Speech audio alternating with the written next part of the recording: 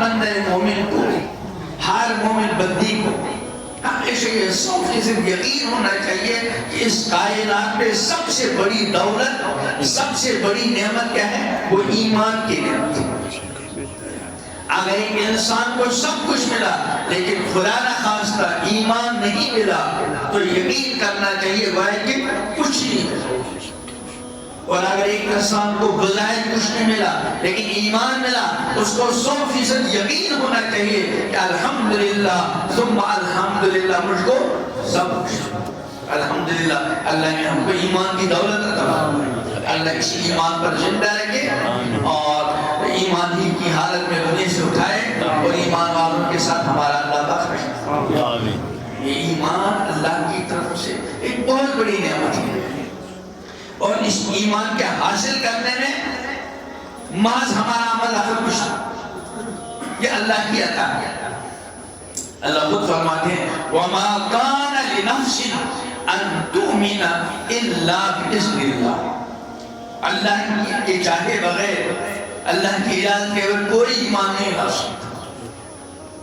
امام الانبیاء حضرت محمد عربی صلی اللہ علیہ وسلم کے چاچا جان خواجہ ابو طالب، جنہوں نے امام الانبیاء حضرت محمد عربی صلی اللہ علیہ وسلم کا مشکل ترین حالات میں بھرپور ساتھ دیا، پورا ساتھ دیا، آخری دور واقعات آپ نے پڑھی۔ امام الانبیاء حضرت محمد عربی صلی اللہ علیہ وسلم دنیا میں بسنے والے ہر انسان کے لیے ایمان چاہتے تھے، اور اس قدر فکر مند تھے کہ اللہ پاک خود فرماتے ہیں کہ فَلَعَلَّكَ بَاخِعٌ نَفْسَكَ عَلَىٰ آثَارِهِمْ إِن لَّمْ يُؤْمِنُوا بِهَٰذَا الْحَدِيثِ أَسَفًا۔ اے پیغمبر، ایسا لگتا ہے کہ آپ اس فکر میں کہ یہ لوگ ایمان لائیں کہ اپنے آپ اپنی جان ہی نہ دے دیں، اتنا فکر تھا ہر کسی کے بارے میں۔ اپنے چچا جان جنہوں نے مشکل ترین حالات میں پیغمبر کریم علیہ السلام کا بھرپور ساتھ دیا، چنانچہ اس سال خواجہ ابو طالب اس دنیا سے چلے گئے اور ام المؤمنین حضرت خدیجہ کبریٰ رضی اللہ عنہا وفات پا گئی۔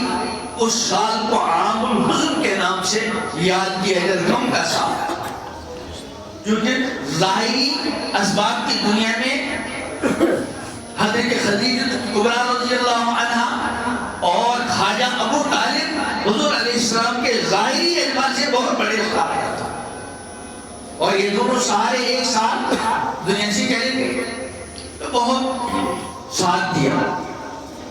پیغمبر علیہ السلام ان کے بارے میں کتنا جانتے ہوں، حتیٰ کہ جب خواجہ ابو طالب کے دنیا میں سے جانے کا وقت آ گیا، اس وقت بھی امام الانبیاء حضرت محمد عربی صلی اللہ علیہ وسلم تشریف لائے اور فرمایا کہ چچا جان، اگر میرے کان ہی میں کلمہ پڑھ لو تو اس کے برکت سے میں تمہاری سفارش، لیکن اللہ کو منظور نہیں تھا، ایمان نہیں لائے، اور آیت نازل ہوئی اِنَّكَ لَا تَهْدِي مَنْ أَحْبَبْتَ، جس کو آپ پسند کریں آپ ہدایت دیں آپ کے اختیار میں، بلکہ اللہ یہدی اللہ جس کو چاہتے ہدایت دے۔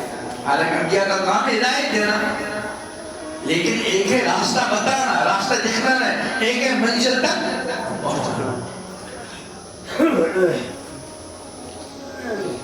تو خواجہ ابو طالب کو ایمان نہیں ملا، لیکن اللہ تعالیٰ نے ہمارے سے کتنا کرم کا معاملہ فرمایا کہ ہمیں اللہ پاک نے ہمارے مانگے بغیر ہم کو ایمان دیا، اور اس ایمان کو حاصل کرنے کے لیے ہم کو مشکلات کا سامنا بھی نہیں کرنا پڑا۔ مکی دور میں امام الانبیاء حضرت محمد عربی صلی اللہ علیہ وسلم صحابہ کو ان کے مشکلات کا سامنا کرنا پڑا، ہم تصور ہی نہیں کر سکتے۔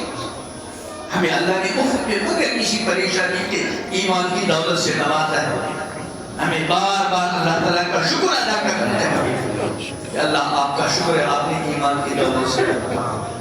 تو ابدی کامیابی کے لیے سب سے پہلی بنیاد جس کے بغیر کامیابی کو کوئی امکان ہی نہیں، وہ کیا ہے؟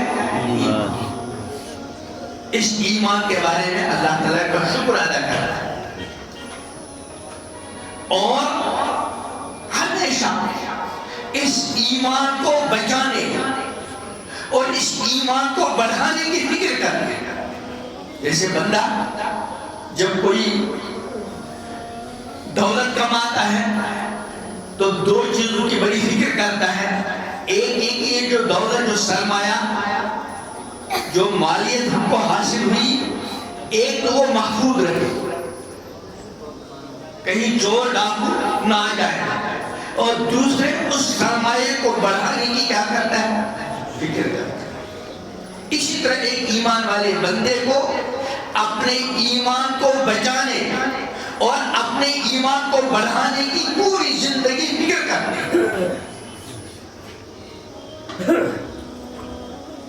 تو میں نے عرض کے تین چیزیں، ایک ہے ایمان، ایک ہے ایمان کو بچانے کی فکر، اور ایک ہے ایمان کو بڑھانے کی فکر. اصل نجات کا مدار ان تین چیزوں پر ہے.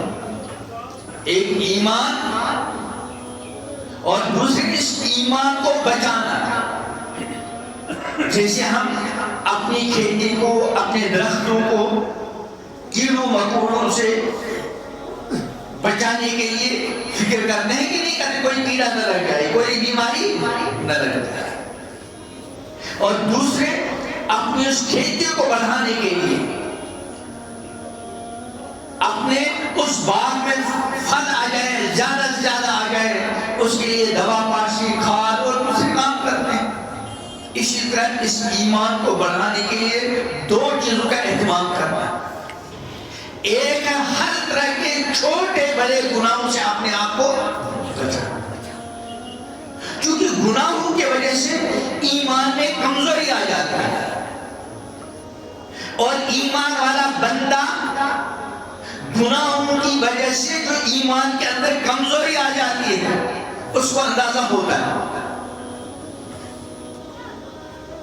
اور اس کمزوری کا احساس ہونا، اس کو امام الانبیاء حضرت محمد علیہ السلام نے ایمان کی علامت قرار دیا.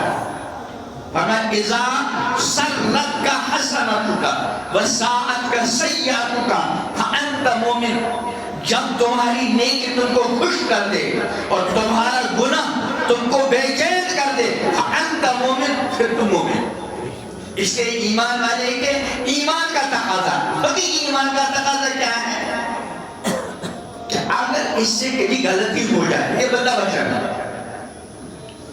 غلطی ہو سکتی ہے، لیکن غلطی ہونے کے بعد ایمان والے کے ایمان کا تقاضا کیا ہے؟ یہ بے چین ہو جائے، بے قرار ہو جائے، اس کو توبہ کے بغیر چین نہ آئے.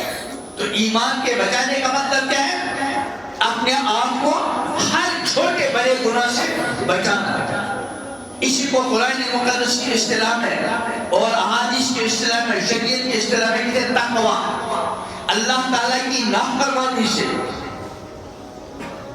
اور گناہوں سے اپنے آپ کو بچانا، اللہ کے ڈر سے، اللہ کے لیے. خود بھی بچنا ہے، اپنے گھر والوں کو بھی بچانا ہے، کیونکہ ہر گناہ کی وجہ سے ایمان میں کیا آ جاتی ہے؟ کمزوری.